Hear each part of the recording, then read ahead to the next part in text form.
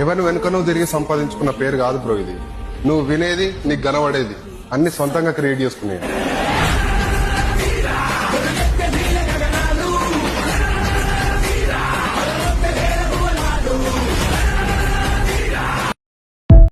నా ప్రపంచం కూడా ఇక్కడే ఉంది.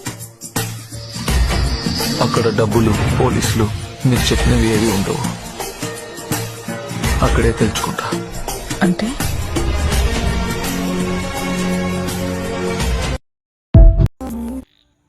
నీ కన్నులలో నేను, నీ గుండెలలో నేను, అయినా ఎందుకు నేను నాను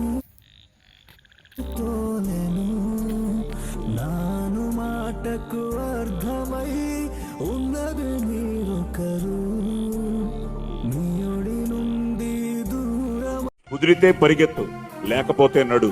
అది చేత కాకపోతే పాకుతూ పో. అంతేకాని అలా ఒక్కచోటే ఉండిపోకు.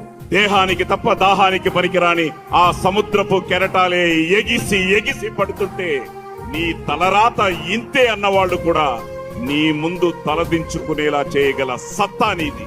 కన్నీళ్లు కారిస్తే కాదు, చెమట చుక్క చిందిస్తేనే చరిత్ర రాయగలమని. ఒక పిచ్చోడుంటాడు, చాలా మంచోడు.